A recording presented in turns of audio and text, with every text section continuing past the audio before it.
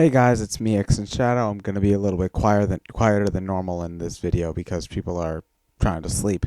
But anyway, in case you didn't know, Roger Ebert, the film critic guy who did Ebert and Roper and Siskel and Ebert, that TV show, he recently posted a blog saying video games can never be art. Yeah, I'm already having a problem with this. Now, I've never watched his show or seen any of his stuff, so I don't know how good of a critic he actually is. So I'm not going to say anything like that. And to be honest, I read the thing, and it's not really interesting, and he doesn't really prove or anything or combat anything. It's kind of boring. If you want, you can read it. I'll put the link in the description. But the thing is that I don't think that Ebert is a gamer. So I don't think he has any right to say whether or not video games can or cannot be art. Like, for example, I don't play a lot of sports. I don't know a lot about sports. I know the basic gist of sports, but yeah.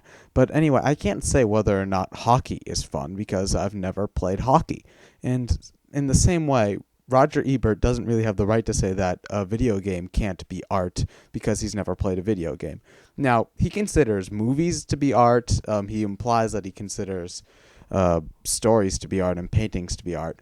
And so, anyway, if a story can be art, then I've got plenty of games that could be considered art just because of their story. Paper Mario and the Thousand Year Door and the Phoenix Wright series, for example, are two very good stories, and which I would consider art just because of that.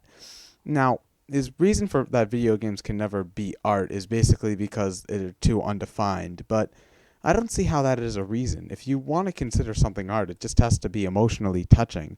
And there are plenty of points in games where I've been emotionally touched. I remember there are a few games that I've actually gotten really, really touched by. One example being Paper Mario 2, when you read the letter from Bobbery's wife. That was touching.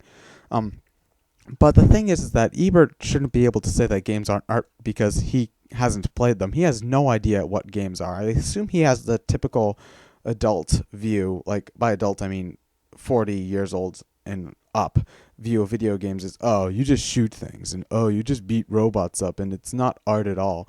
These are the people who haven't played any of the smaller games that are more interested in story, and there are plenty of different aspects of games that can be considered art, as in the graphics can be artistic, the music can be artistic, music is considered an art, and even the gameplay can be considered an art. I remember hearing somewhere that a speedrun of a Sonic level can be considered an art, and I would agree with them if you could do speedruns, that can be considered an art. It's just that Roger Ebert has such a strict definition of the word art, and art's just a vague term overall. Art can be considered anything. Like, for example, a house of cards could be considered art, and that's not really stereotypically artsy in general.